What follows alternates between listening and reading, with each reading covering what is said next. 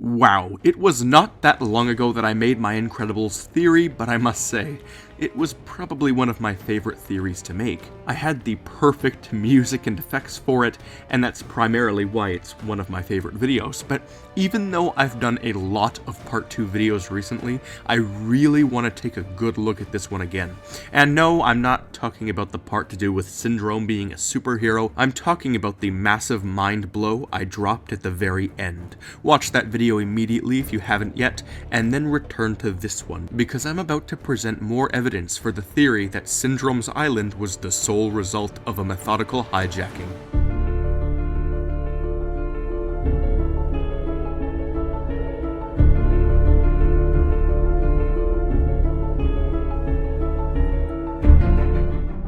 Hello, I'm the Theorizer, and don't you just love the comment section? Recently I've been pushing the boundaries of my haters, responding to the hate with even sassier sass, and it's fun to see the haters indulge in self-triggering, but the comments are also useful for more than just entertaining flame wars. They're really good for the insightful people who help with evidence.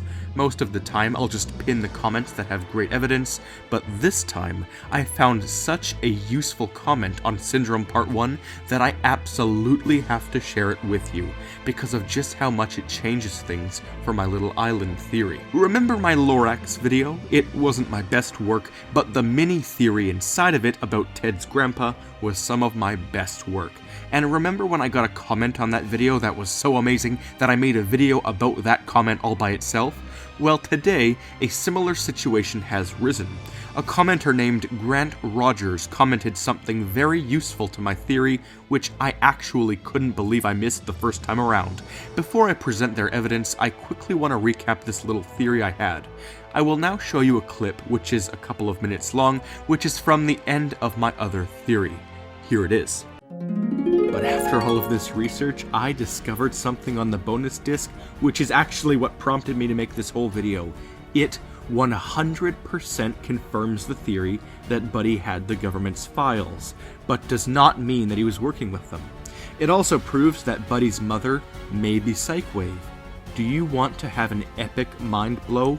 Well, get a load of this. The bonus disc explains that various heroes formed groups. One in particular is known as the Phantasmics. It has Macroburst, Plasma Bolt, and it did have Geyser Beam until Everseer took over his position. But there's one final member to this team. You guessed it, Psychwave. And you will not believe where their headquarters are located.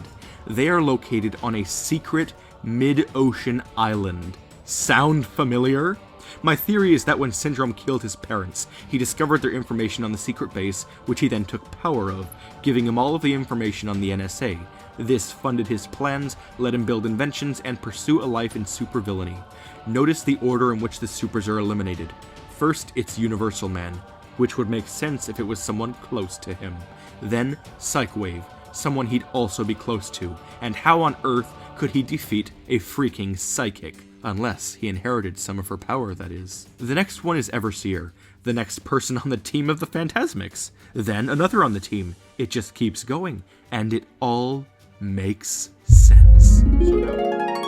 Thanks to the bonus disc, I blew my own mind into infinitesimal smithereens when I figured this out.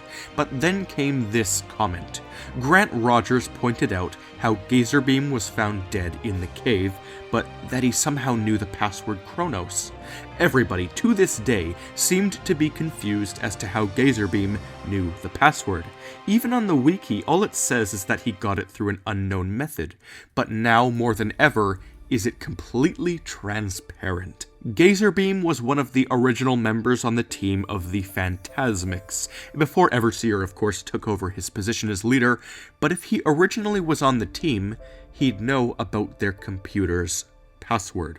For some reason, Geyser Beam was kicked out by Everseer, but more on that in a second. Grant Rogers also goes on about how Geyser Beam wrote Kronos onto the cave walls because he learned about Syndrome's plans from the hijacked computer and left the password there for other supers to find when they inevitably became threatened by Buddy. Grant also mentions that Buddy kept the password on the wall along with Geyser Beam's corpse just so that he could recapture Mr. Incredible and other supers after they learned the truth.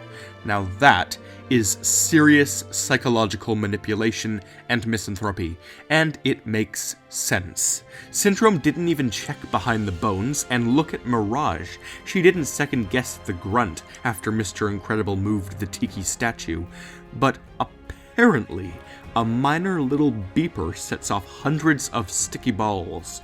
But how did Gazerbeam get there? Let's see. We know that after the laws against supers, Gazerbeam went into hiding, and that he protested a bit, and then he was lured back by Buddy Pine.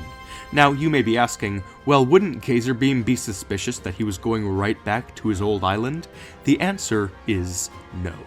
Not at all, because notice who Mirage poses as. A government representative who claims she has ties to the NSA, and when the supers were all forced into hiding, all of the bases would immediately be taken by the government.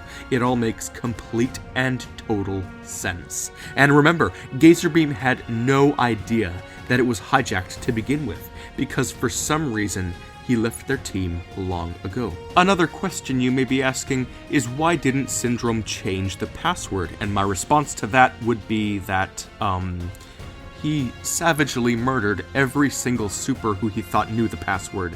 He wouldn't need to hide anything, because he'd be the only one who would know, next to, of course, his accomplice.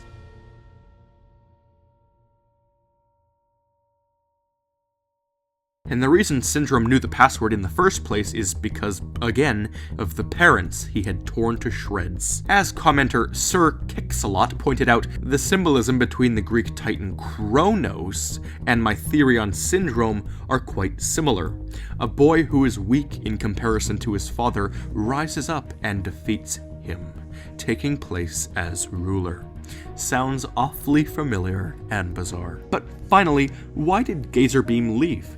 Why leave a perfectly good team and move to another one? Well, for that, we must consult the bonus disc again. It says that Gazerbeam and Everseer never saw eye to eye, which is hilariously punny when you think about it, but the point is, Gazerbeam wouldn't allow another member, or perhaps someone so overpowered. A position as leader was needed on his team. Apparently, his team was the most famous supers team ever. That was when Gazerbeam quit the Phantasmics and joined these guys. And along with their new leader Gazerbeam, the team had Apogee and Phalange. Apogee could control gravity, and Phalange could manipulate sonic fields. The Thrilling Three, they were called, and that's Gazerbeam's whole story. But it's a good one. And I mean, look at No Manison Island, just look at it. Even down to the underwater entrance, this island looks a lot like a superhero hideout. It doesn't really give off an evil vibe until we learn the truth about Syndrome. These clues, they're all just too perfect. But it really makes you wonder, why would all these people work for Syndrome? Sure, they might get money, but why would Mirage stay as his lover and accomplice for so long? Why is any of his plan sane to them? Well, think about it. Syndrome already did develop artificial intelligence capable of feeling, which he spread throughout all parts of the island, and even gave his planes literal life with robots who controlled them.